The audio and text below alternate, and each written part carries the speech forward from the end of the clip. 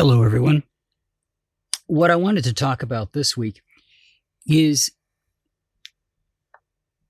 an issue that comes up because people have digital cameras in their phones, right? So at a wedding or some event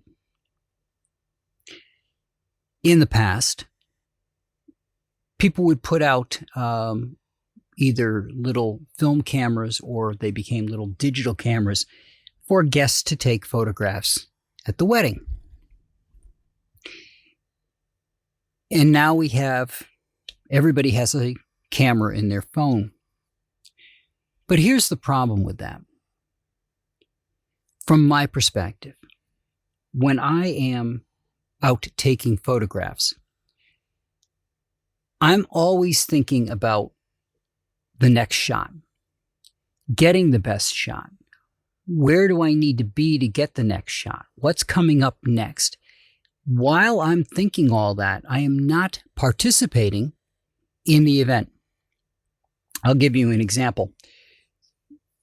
At the reenactment events, they give a history lesson prior to the event. They're going to tell you what's coming up as part of the event.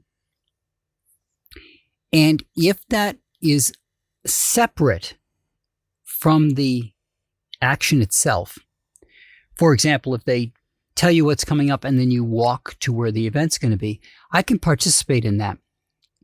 I can get some crowd shots, but I can pay attention to what's being said more easily. Once we get to the area that the activity is going to take place, I'm now trying to look for where everybody is. Where do I need to position myself? How do I have to fit into the crowd to get those photographs? Because I don't want to become the center of attention of anybody there. I want the event to be the center of attention, so I want to stay out of it as much as possible. To that end, I pay attention to where the safety lines are, and I try to use zoom lenses so that I can get closer up shots while still staying out of the actual activity. But again, the entire time that they're talking and setting this up and people are getting into position, I'm paying attention to where they are, what positions they're in. Where do I think the attack is going to come from? Oh, do I see somebody over there? A little bit of color in with the green that's moving. So I'm not paying attention to what's being said. The same happens if you're at a wedding or any other kind of event. You're not participating. Now, for some people, they're not going to care if they've got that little camera in front of them. They're not interested in doing anything like that. But for others, they might consider that to be a bit of a responsibility. And to that end, they may start to disassociate from the event. I put myself in a different headspace when I'm taking the photographs. I have to pay attention to everything that's going on around me, the activity, the location of the guests that are viewing the event, the location of the participants in the event. And while keeping an eye out for all those different things, I've now given my attention to that and taken it away from paying attention to what's being said and the setup for the event.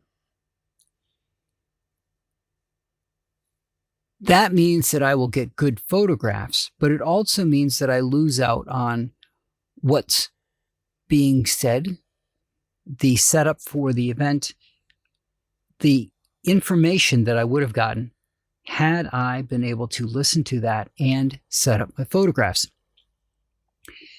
So if you're an event photographer, this is where I talk about walking the event. For some events, it's going to be very easy for you to get things laid out in advance. For example, at a wedding, you can go to the rehearsal and they'll lay out where everybody's going to be, right? You know where the bride's going to walk down. You know where the groom's going to be. You know the setting of where the minister is going to preside over the event. So you can lay out in your head in advance, again, wanting to stay out of the line of sight of the guests as much as possible, but you can lay out where you can be to handle those photographs. When you're doing something more live, and by live I mean an event that's less structured, more activity going on that's unpredictable, for example, a sporting event,